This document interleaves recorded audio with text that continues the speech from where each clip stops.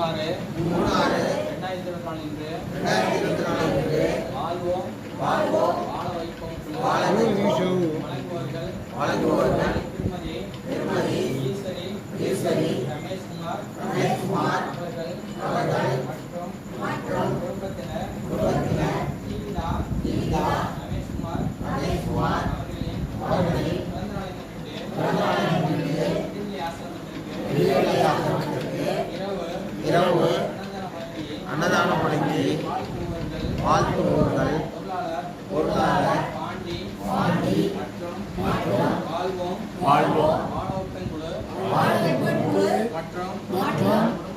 குடும்பத்தினர் அனைவரும் நோய் நொடியின்றி